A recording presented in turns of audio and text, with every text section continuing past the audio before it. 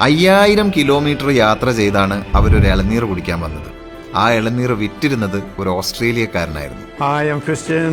വർഷങ്ങളായി ഇളനീർ ചെത്തിക്കൊടുക്കുന്ന ജോലിയാണ് ക്രിസ്ത്യൻ ഓസ്ട്രേലിയയിൽ ചെയ്തിരുന്നത്. Chop, chop, chop.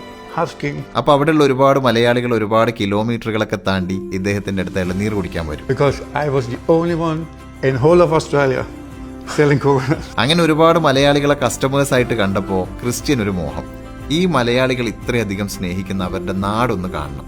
അങ്ങനെ ക്രിസ്ത്യൻ കേരളത്തിലേക്ക് പറന്നു. കേരളത്തിന്റെ ഭൂപ്രകൃതിയും മഴയും കൾച്ചറും ഒക്കെ കണ്ട് ആസ്വദിച്ച് തിരിച്ചുപോയി.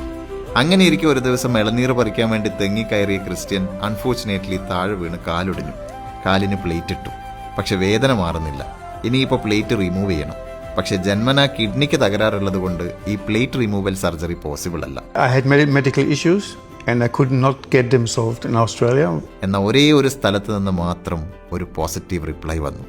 അത് നമ്മുടെ കേരളത്തിൽ നിന്നായിരുന്നു. കേരള ഹെൽത്ത് ടൂറിസത്തിൽ ഹെൽത്ത് കെയർ ഫെസിലിറ്റേറ്റേഴ്സ് എന്ന് പറഞ്ഞ ഒരു ഗ്രൂപ്പ് ഓഫ് ആൾക്കാരുടെ കോൺട്രിബ്യൂഷൻ എന്ന് പറഞ്ഞാൽ വളരെ വലുതാണ്. ഇവരോടുള്ള വിശ്വാസം കൊണ്ട് മാത്രമാണ് പല രോഗികളും കേരളത്തിലോട്ട് വരുന്നത്. അങ്ങനെ അദ്ദേഹം വീണ്ടും കേരളത്തിലെത്തി.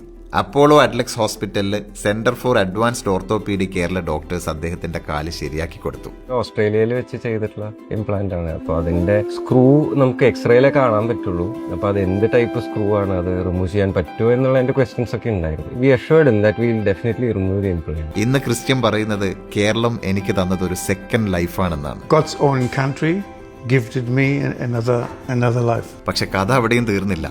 കേരളത്തോട് ഇത്രയും ഇഷ്ടം തോന്നിയ ക്രിസ്ത്യൻ ഓസ്ട്രേലിയയിൽ ഒരു 12 ഏക്കർ ഭൂമി വാങ്ങി. എന്നിട്ട് അവിടെ മുഴുവനും തെങ്ങ് കൃഷി ആരംഭിച്ചു. മാത്രമല്ല അതിനിടയിലൂടെ കേരളത്തിൽ കാണുന്നത് പോലെ തോടുകളും പണിതു. കണ്ടാൽ ഒരു കൊച്ചു കേരളം. ആൻഡ് ആ ലാൻഡിന് അദ്ദേഹം ഇട്ട പേരെന്താണെന്നറിയോ? Little Kerala. ലിറ്റിൽ കേരള.